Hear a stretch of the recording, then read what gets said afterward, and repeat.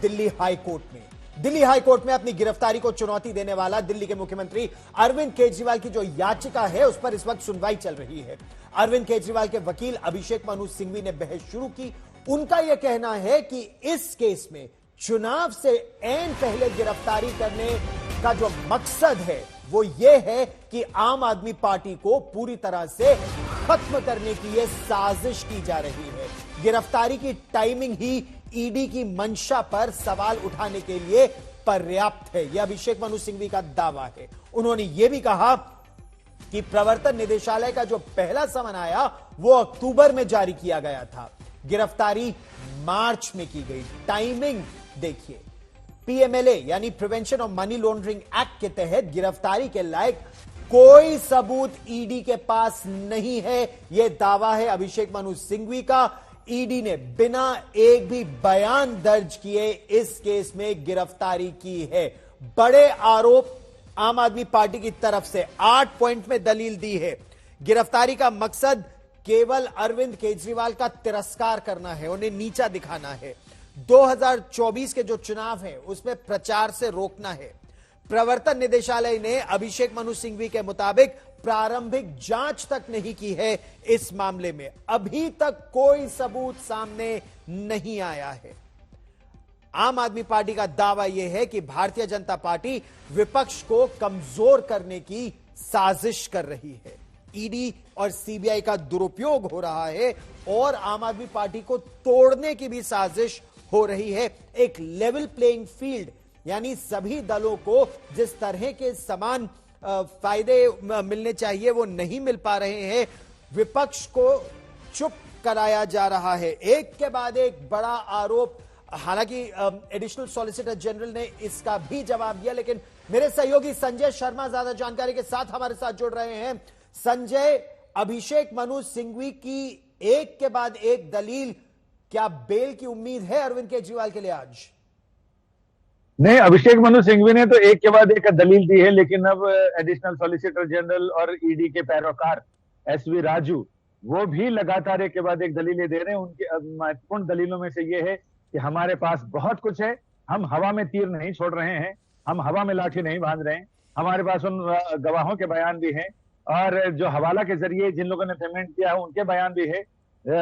आम आदमी पार्टी और अरविंद केजरीवाल के वकील लगातार ये कहने कि हम पे से क्या मिला, हम पे से 1 रुपया भी नहीं मिला, इतनी सारी छापेमारी की लेकिन कुछ नहीं मिला। तो एसवी राजू का ये कहना है कि वो सारा पैसा तो गोवा के चुनाव में दे दिया गया, जब सबको भुगतान कैश में किया गया, विधायकों को चुनाव खर्च कैश में दिया गया, उम्मीदवारों को चुनाव खर्च कैश में, मतलब विधायकी के उम्मीदवारों को चुनाव खर्च कैश में दिया गया, तो पैसा घर में कहां था? पैसा जब घर में था ही नहीं, पैसा सारा बांट दिया गया, दे दिया गया, सबको नकद भुगतान कर दिए गए, चुनाव का सारा खर्च उसी पर हुआ है। तो 100 करोड़ या उससे कम की रकम, उसके लगभग की रकम हो सकती है, और वो सारी रकम इन्होंने रिश्वत के पैसे से ही चुनाव लड़ा है। लिहाजा वो घर में कैसे मिल सकती है रकम? और हमारे पास इनकम टैक्स विभाग का बहुत सारा डाटा है और तमाम ऐसे सबूत हैं जिससे हमें साबित करने में कोई देर नहीं लगेगी।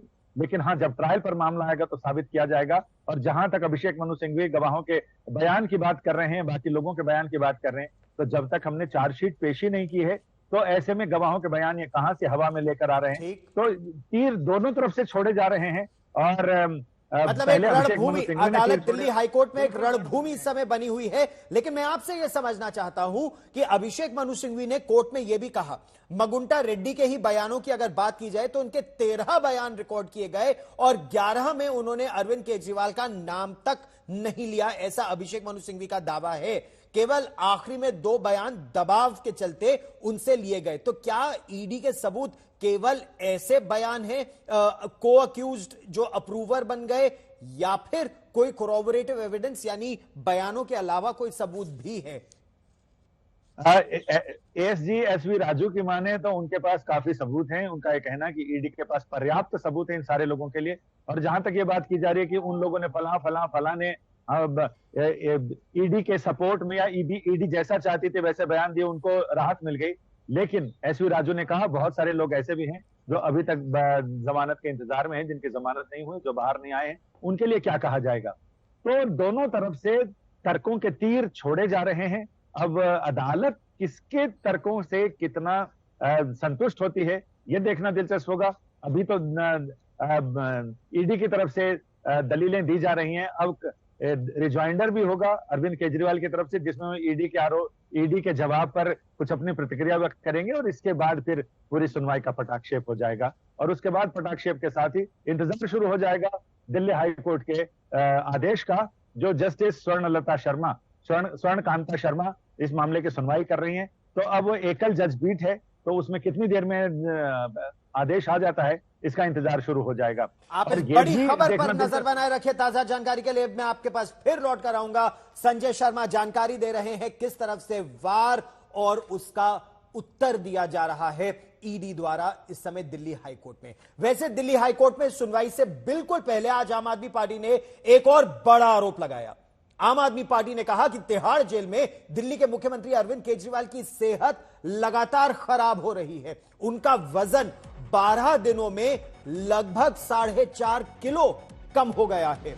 दूसरी तरफ से तिहाड़ जेल के अधिकारियों की माने तो अरविंद केजरीवाल का वजन जितना जेल में आने के समय था, आज भी उतना ही वजन है। यही नहीं, उनका शुगर लेवल भी तिहाड़ जेल की मेडिकल रिपोर्ट्स के मुताबिक नॉर्मल है। तिहाड़ जेल ने एक आधिकारिक बयान जारी करके यह कहा कि अरविंद केजरीवाल जिस दिन तिहाड़ जेल में लाए गए थे, 2 डॉक्टरों ने उनकी जांच की।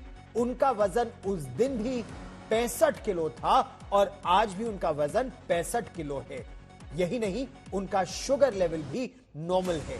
कोर्ट के आदेश के मुताबिक उन्हें घर का खाना दिया जा रहा है। आम आदमी पार्टी ने आरोप यह लगाया था कि वो लगभग 70 किलो के थे जिस दिन उन्हें तिहाड़ जेल लाया गया और अब उनका वजन महज 65 किलो रह गया है। 4.5 किलो की 12 दिनों में कमी आई है। किसी नॉर्मल व्यक्ति के लिए भी 12 दिन में 4.5 किलो वजन घटना कोई नॉर्मल बात नहीं है। किसी ऐसे व्यक्ति के लिए भी जिसे स्वास्थ्य की समस्याएं नहीं है, लेकिन एक सीवियर डायबिटीज के पेशेंट के लिए 12 दिन में 4.5 किलो वजन घटना एक बहुत खतरनाक चीज है।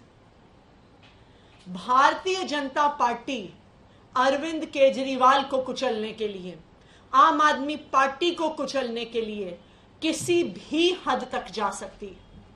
इसलिए मैं भारतीय जनता पार्टी को यह चेतावनी दे रही हूं कि आज पूरा देश आप पर नजर रख रहा है।